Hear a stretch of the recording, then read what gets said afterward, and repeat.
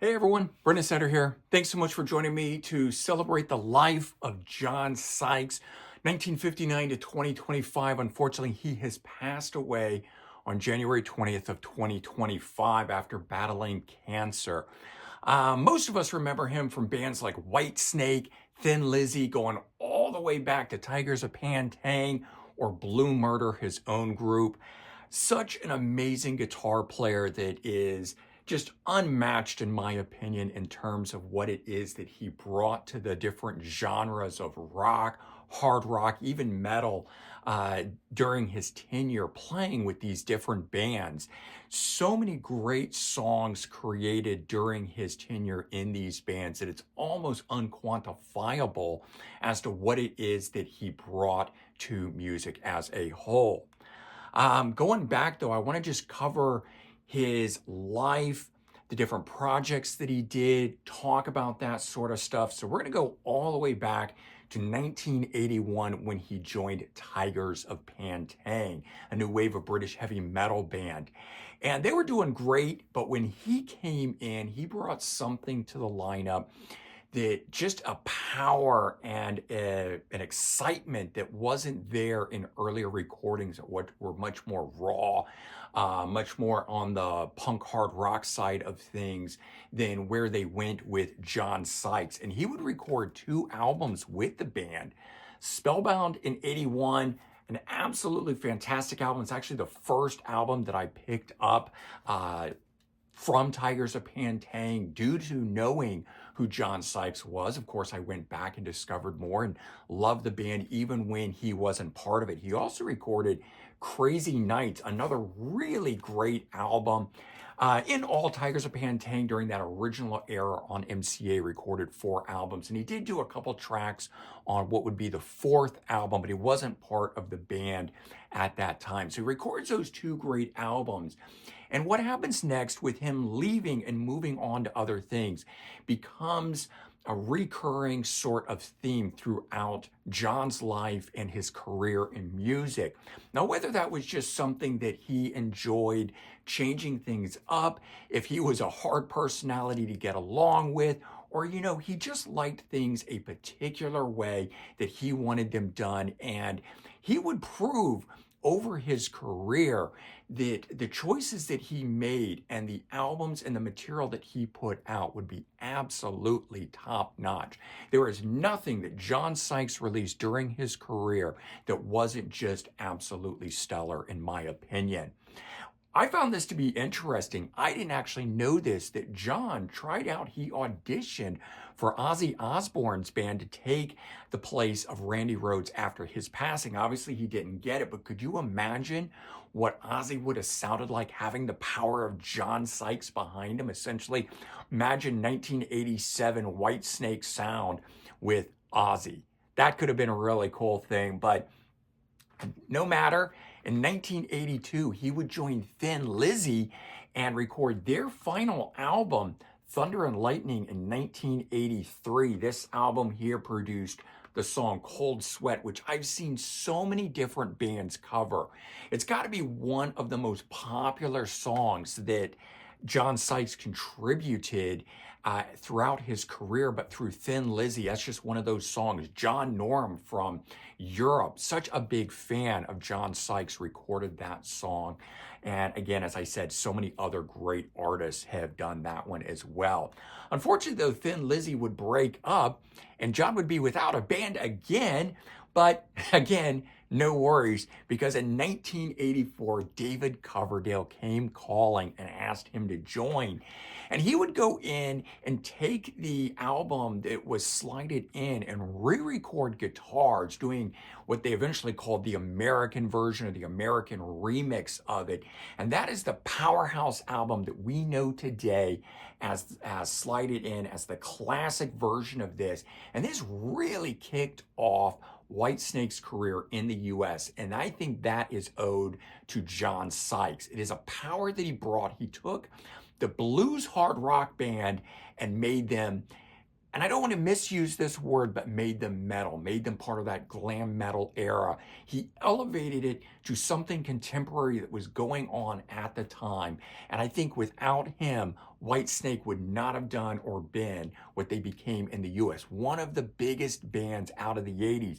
This album here, Slide It In, the title track, Slow and Easy, Love Ain't No Stranger. So many great songs on that album that we still hear today, that Whitesnake plays live. So his legacy is going to continue on no matter what. And he would be a big part of the follow-up album, the self-titled, also known as 1987 because of the year it came out. Co-writing songs on here, playing on here, songs like Still of the Night. I mean, one of the biggest sounding, powerful rock songs there is This Love? And of course, they redo a version of Here I Go Again, which just sent them into the stratosphere. I mean, Whitesnake at this point with John Sykes was enormous. He wouldn't stay though. They had some falling out, David Coverdale and him, and he either left or was terminated from the band.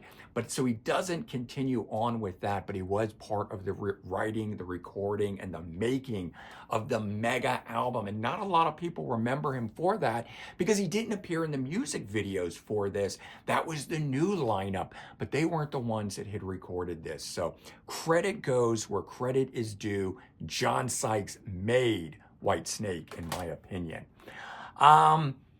Again, he's without a band, right? I said this is going to be a recurring theme, but he finally decides to take the reins himself. You know, he joined Tigers of Pantang after they were already formed. He joins Thin Lizzy after they were already formed. So he's always becoming a replacement person.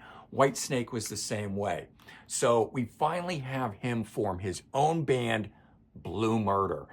And anyone who knows this album, when it came out in 1989, it went gold. It sold 100,000 copies in the US at least.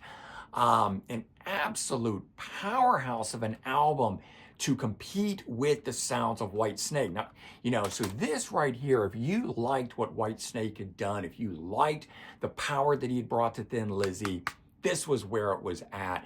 This album here is one of those things that you hear so many people talk about and revere in such high regard.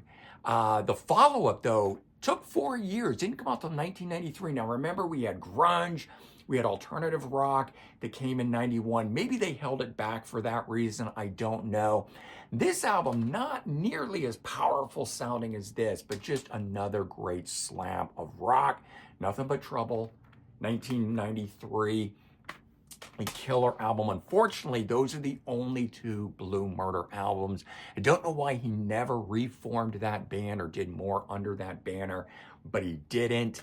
Now, in 1994, curiously, John forms a new version of Thin Lizzy, and he gets the former members of Scott Gorham to play guitar, Brian Downey on drums, Darren Wharton on keyboards, guys that were at the tail end with him on the Thunder and Lightning album.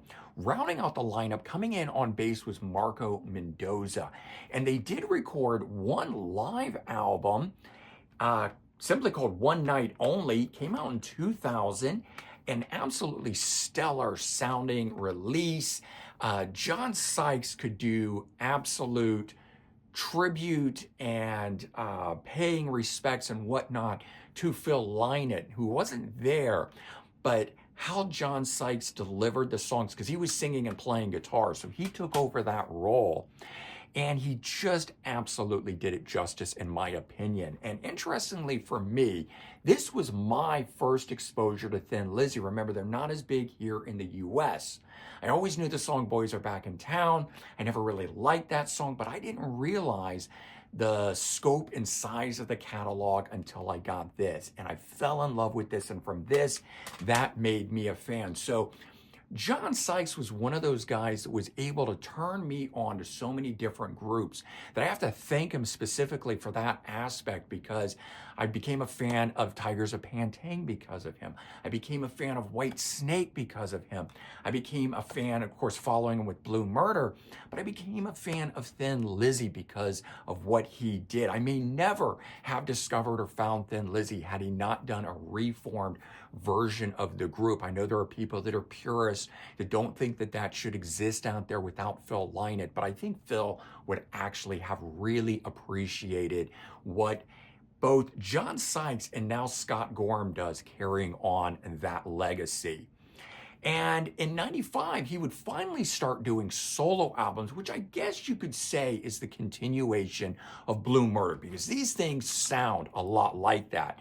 Out of My Tree, 1995, a fantastic album. He did this one, Loveland, which was all ballads and not really in that vein. Good, but something different. That was 97. But thankfully, in the same year, he releases 20th Century.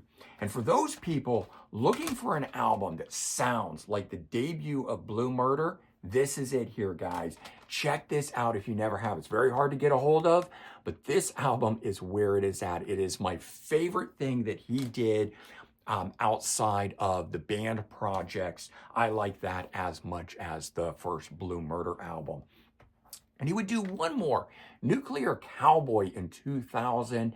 This one here being a very different sound, where he worked in different electronic sounds and very modern and trying to stay relevant, I'm sure, but just not for me when that came out. And unfortunately, we never got another solo album from him. I'm going to talk more about that in just a moment. But in 2011, he formed a new supergroup, and we've all heard about this. If you are a John Sykes fan, then you know what I'm going to talk about here. But he formed it with Mike Portnoy from Dream Theater on drums and Billy Sheehan on bass from Mr. Big, and of course, David Lee Roth's band. The tentative title for the group was Bad Apple, but nothing came of it.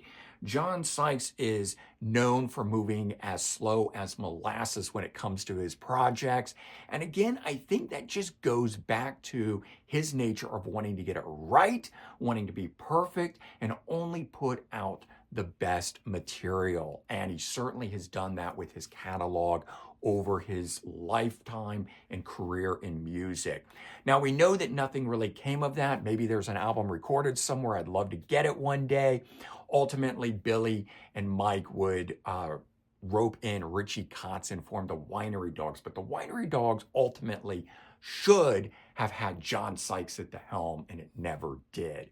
Now, in 2013, John revealed that he was working on a new solo album. Probably the stuff that was supposed to be part of that supergroup, Bad Apple, ultimately was becoming that. In 2014, it released samples from it, so we know that there is a legitimately stuff recorded for this. In 2019, Golden Robot Records announced that they had signed John Sykes to release this album. And then, unfortunately, 2 years later, 2021, that's when we finally see the first new material from John in over 20 years. We got Dawning of a Brand New Day and Out Alive.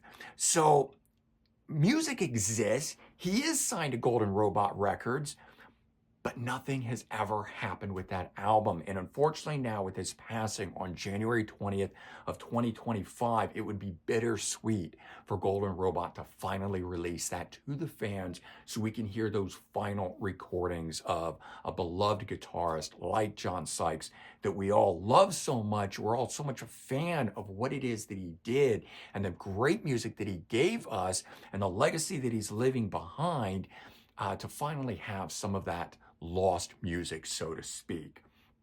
Rest in peace, John. You will be missed, but not forgotten. And certainly thank you for all the great music that you gave us. All the things that I showed in this video right now, there's so much other great stuff that he was a part of, that he guested on, or he did different things. But his life in music was a beautiful thing. So certainly take the time, remember John, check out these great albums, give them a listen if they're in your catalog, and remember the great musical genius that was John Sykes. Thank you, everyone.